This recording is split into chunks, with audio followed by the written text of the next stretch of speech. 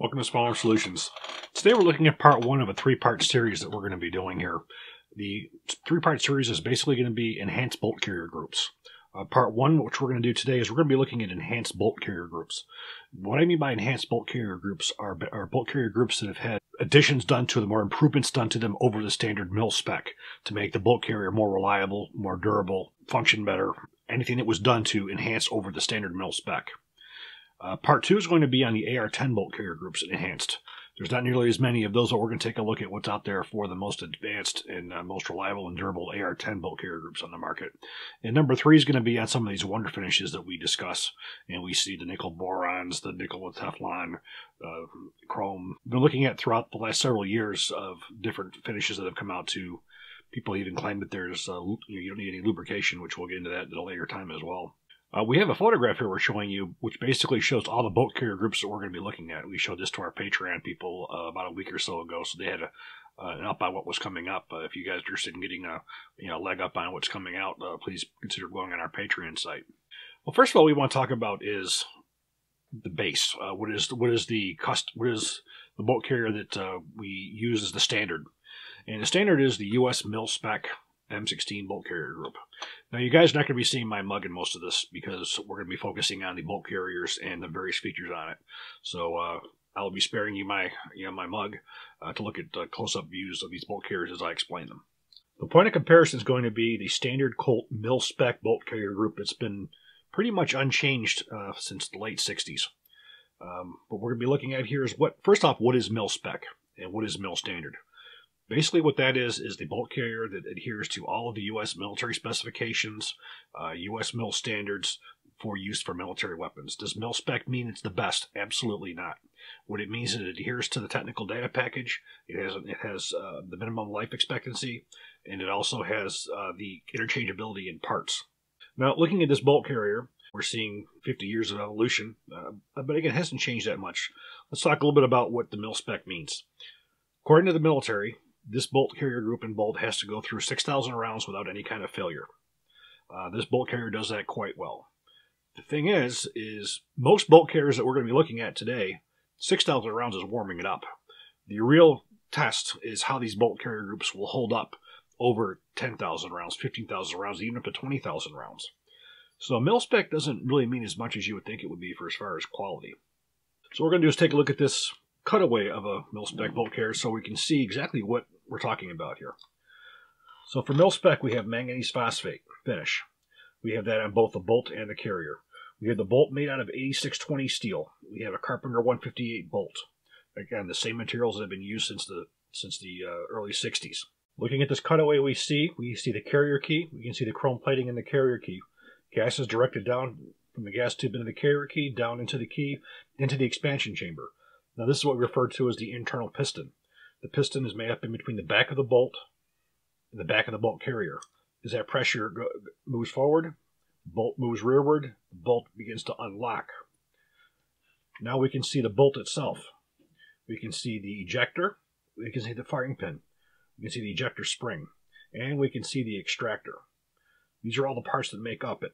Part of military specification also is every bolt is magnetic particle inspected and shot with a 70,000 psi proof cartridge to ensure against stress fractures. So looking at this finish is one of the cheapest finishes. It's manganese phosphate finish. It does reduce cost. It does assist with friction. Very difficult to clean. And this replaced the chrome plating. So this shows you what our point of comparison is. Again, I want to stress the bolt carrier 8620 steel. And I'll talk about Carpenter 158 steel, the standard steels that have been using. Now, what these materials have found over the years is they have been problematic. There has been issues with the use of Carpenter 158 with M4 carbines with bolts breaking. When these bolts get worn, and that can be anywhere between 6,000 rounds up to 15,000 rounds, the weak point of this bolt and this material is the point of the cam pin. Also, what we'll deal with as well is breakage of the locking lugs, as we can see right here as well. And we can see that the breakage is either going to be lugs 1 or 7. And the reason why it's 1 or 7 is because you have the break in it, so you have the extractor. So issues with heavy usage has been found, broken bolts, broken locking lugs. So what have other manufacturers done to improve upon this system? One of the first things that we're going to see right off the bat when we look at these bolt carrier groups is everybody attacked the problems from a different way. Some looked at it from improving the bolt carrier, and some looked at it from improving the bolt. Very few companies went after both. So what we're going to see here is how different companies have approached different issues and where their concerns were. There's one bolt carrier out there that has done a complete overhaul on both. And what we have here is the Lewis Machine & Tool Enhanced Bolt Carrier Group. Give you a bit of a background on this bolt carrier group. This was designed at request of SOCOM back in, I would say, the 2002-2003 time period. At that time, early in the global war on terror, there was an issue with bolts breaking, as we saw with at the cam pin slot, as well as at the locking lugs. Now, SOCOM was having a significant issue because they were using these things very hard, and I will say also that Colt was having quality control problems at that time. They went to Carl Lewis and said, we need a bolt that's going to not break, it's going to be more reliable, and it's going to handle a lot of our issues that we're having. Well, Carl Lewis came back with a complete situation with a redesigned bolt and carrier. So first of all, we're going to take a look at the carrier itself, what was done. As you can see, we have 3 vent holes instead of 2. This was to help escape gas that was unneeded much quicker. We also have a redesign here with some sand cuts. The carrier key is very different itself as well. The way gas is introduced into here, unlike you saw with the standard M4 where the gas goes straight down in, here we have 2 tunnels that go on side by side that help evenly distribute the gas. And the most important change that was done on here was the change in the cam track itself here. One of the problems that the M4 experiences because of using its short carbine length gas system is the fact that you have higher chamber pressures and higher port pressures on the carbine due to the fact that your gas port's closer to the bolt carrier. So what that does is it causes the bolt to try to unlock and try to pull the cartridge out before it's fully contracted. It's still operating, meaning it's still expanded against the chamber. So what was happening was, as the rifles would wear, you would have more gas port erosion, and that would cause a higher rate of fire, which would mean the bolt's trying to open up sooner and sooner. What was needed was to have that dwell time increased so the bolt stays closed longer, so the cartridge would have enough time to contract so it could be easily removed from the chamber. A couple of things that happen when we try to do this. First off, because you're having the higher residual pressures, you're making the bolt work harder, you're making the extractor work harder, the extractor spring work harder, you're causing more wear on the weapon, you're causing more wear on the hammer pin and the disconnector. So what Lewis Machine Tool did was they elongated this to allow for more dwell time. So the bolt would remain closed longer to allow more pressure to drop so you could have an ease of extraction. This is all a patented mechanism as well. The next thing we're going to do is we're going to take a look at the bolt. The bolt was done significantly to deal with all issues that the government was having.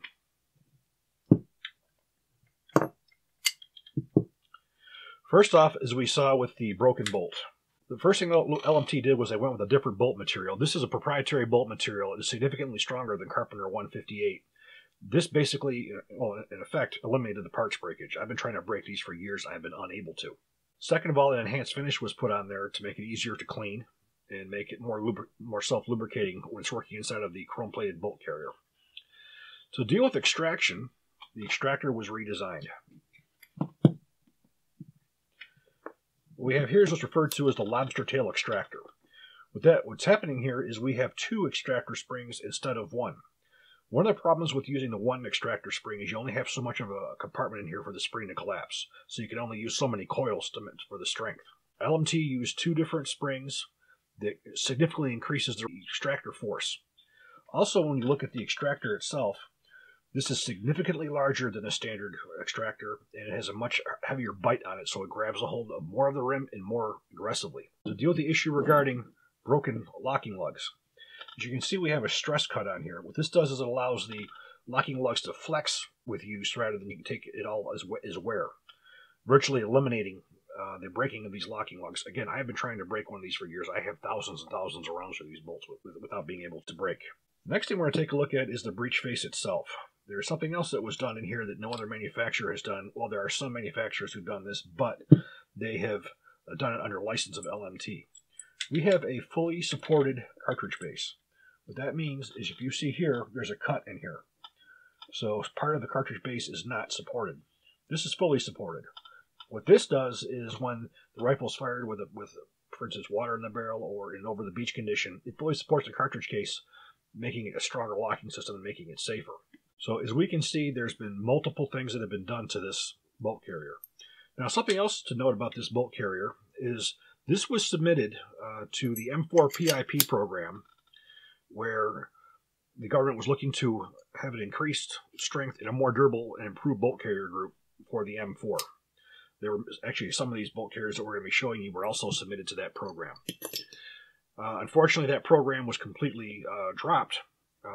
But to get back into this carrier here, why was this not adopted by SOCOM? Well, there's a couple reasons. First and foremost, the modifications that were made on here were made for use on the 14.5-inch carbine to improve that gas system. When you were to put this into a full-length rifle gas system such as an M16A2 or A4, the dynamics would cause the rifle to have bolt carrier bounce or higher pressure in the full-length gas system. So this would not function properly in a full-length rifle on automatic or burst. But the true reason I think that really caused this bolt carrier not to go into use was the fact that Colt got their shit together.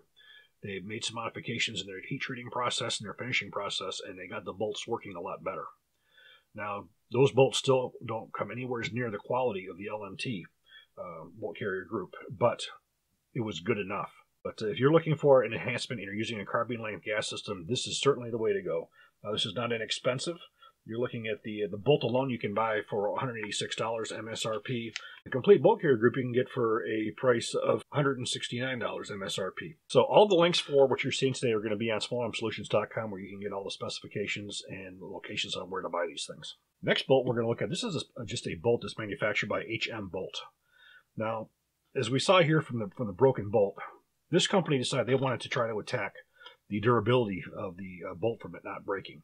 First off, they started with using a different material. Instead of Carpenter 158, they went with 9310 steel, which is a more durable steel, and they black nitride coated it. So the real change that was done is, if you notice, when this is together, this hole goes all the way through. This one does not. The bottom has been left solid, so you have all that more material that's left on the bolt. And then we have a modified cam pin that drops in. It's cut shorter, so it'll fit properly with the material that was left in here. Now, this certainly has been tried and true. Many people swear by these. This is not really an expensive upgrade. This is $79. Now, you didn't have anything that was majorly done to the locking lugs or the extractor, but what you did have was the enhancement of the material itself. But this is an excellent enhancement. This is definitely an approach that nobody else has taken, and I do believe this would have a major impact on this not happening. The next two bolt carriers we're going to look at sort of go hand in hand. First, we're going to talk about the LWRC Enhanced Bolt Carrier Group. Now, they took a very interesting approach to it. They decided to improve the carrier itself. Looking at a standard mil-spec bolt carrier, you're seeing a carrier key. You can see that there's two pieces. It's held together by two screws, which are torqued to 50 to 58 inch-pounds as per mil-spec, and then they're staked in place.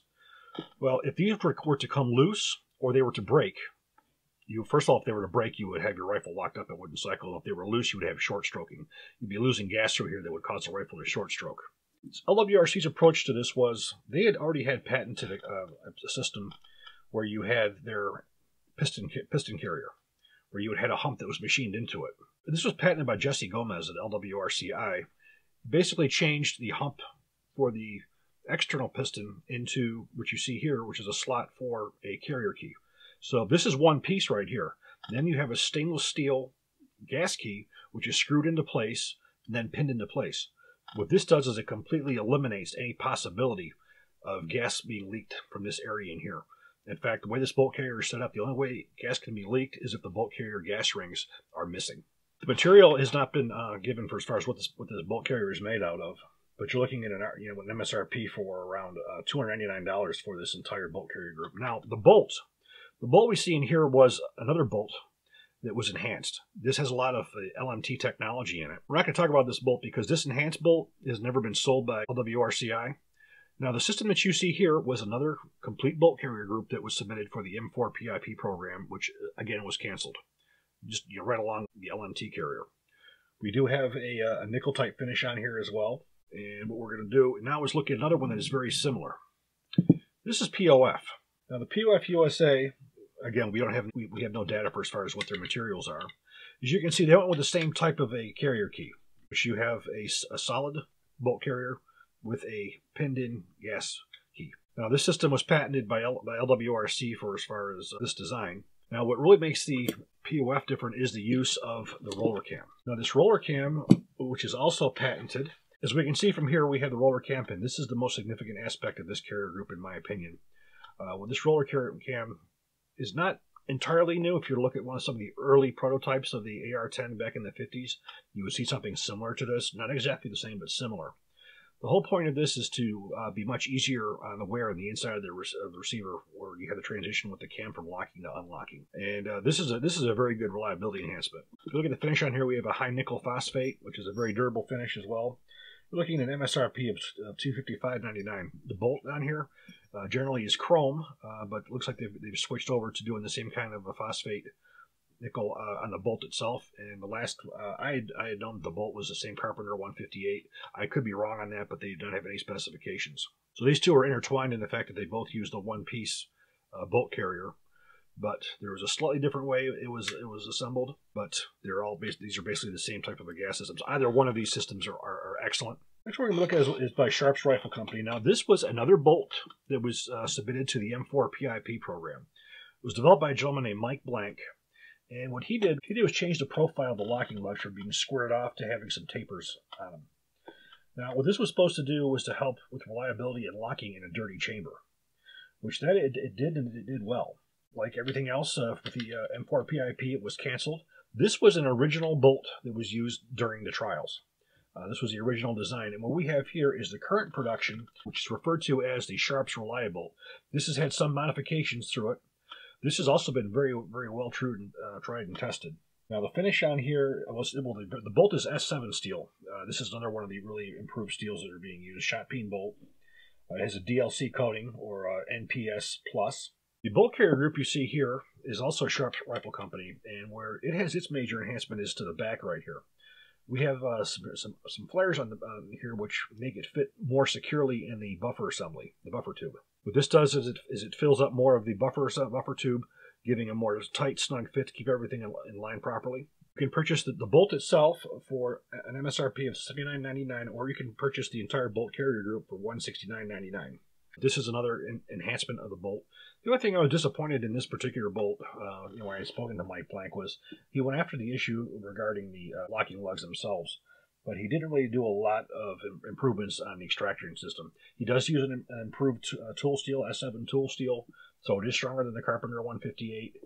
He did use a one-piece gas ring on his military one as well. They don't use it on the current production one. But again, we have the original military one for the M4 PIP here versus the current production one, as you see here. Next one I want to take a look at here is manufactured by Lantac USA. Now, I have to say that Lantac USA was not too thrilled to assist me with this project. But even though they were not very cooperative with me, I still needed to show you this bolt carrier group because this is a significant one. There's a lot of quality here. There's some innovations on here as well. I'd like to thank the gentleman over at Optics Planet for providing me both this one as well as the one in 308 caliber, which we'll be looking at in another video. We will also be giving you a discount code for Optics Planet as well as the rest of these bolt carrier groups, where to get them and what the prices are for them and what savings we can get you on them as well. Well, looking at the Lantac, we have a NIBE or nickel boron UCT EXO coating.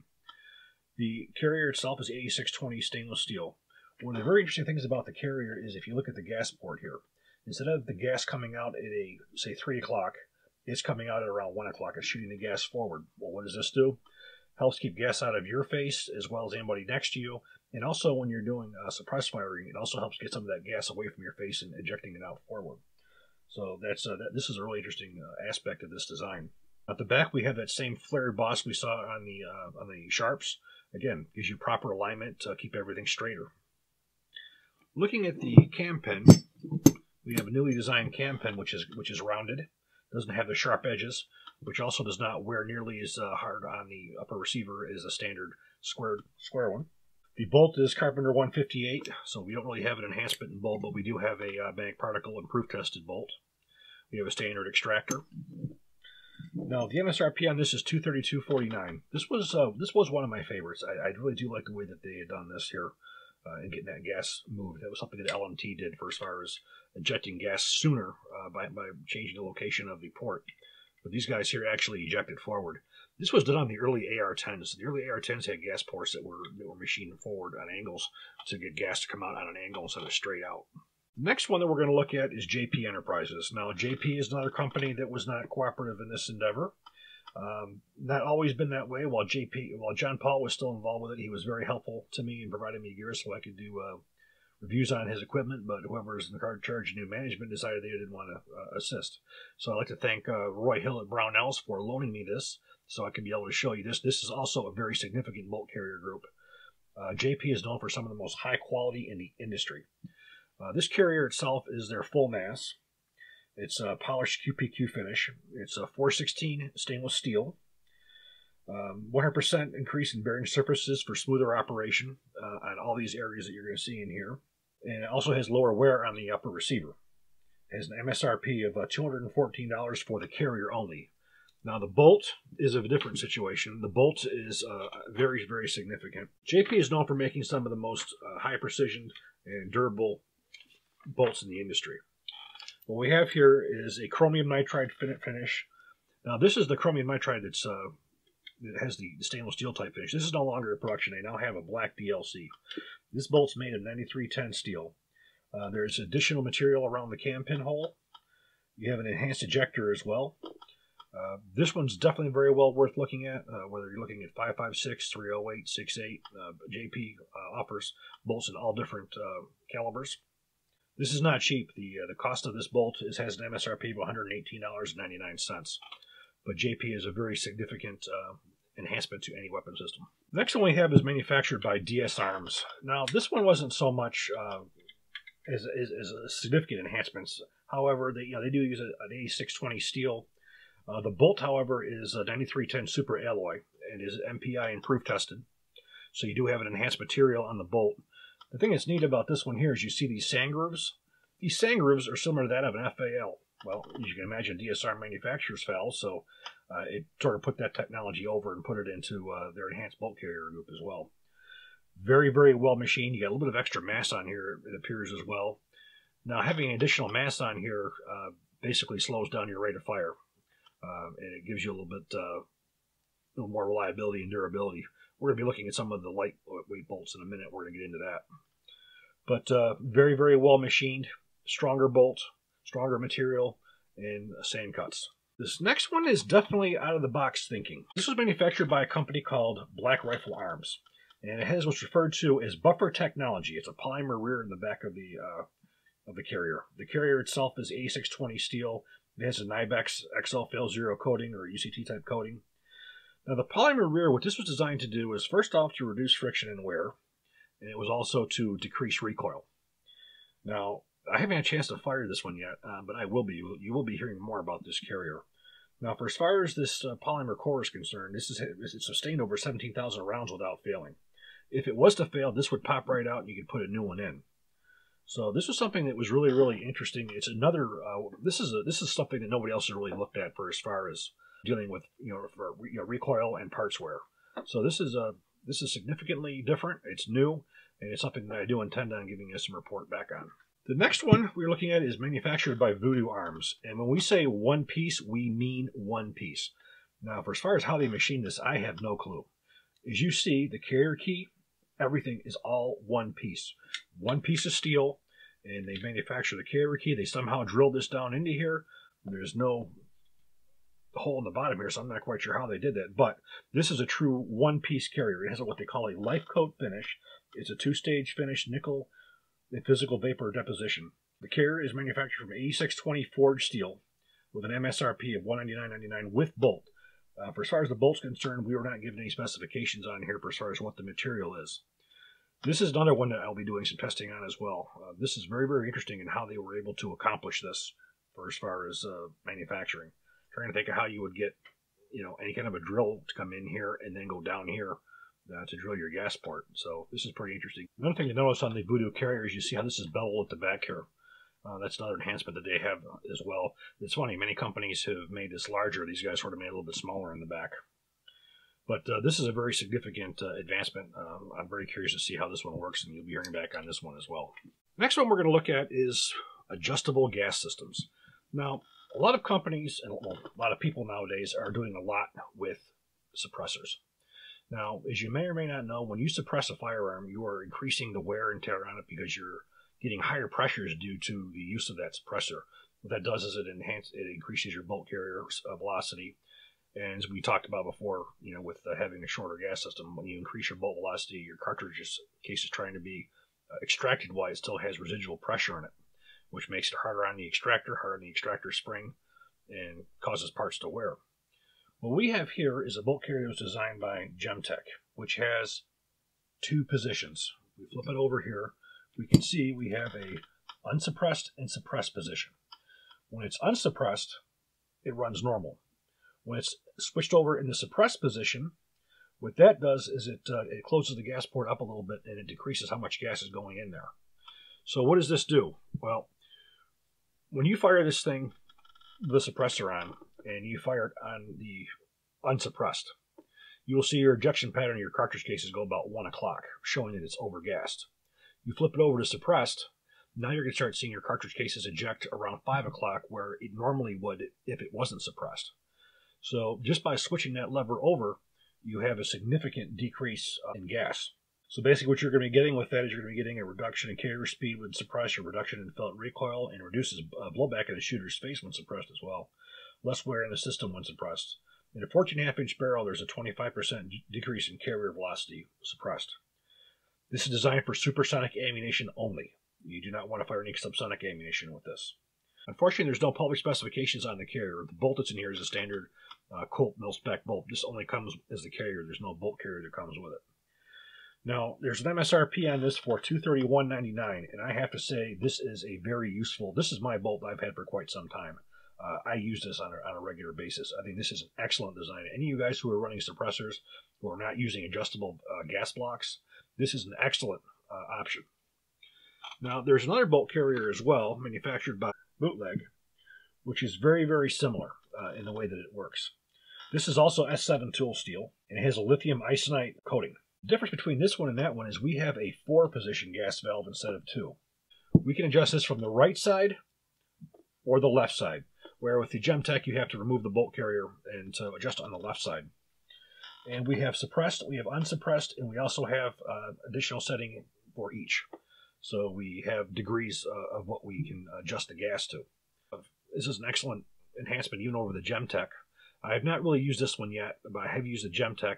This is another one you'll be hearing about in the future.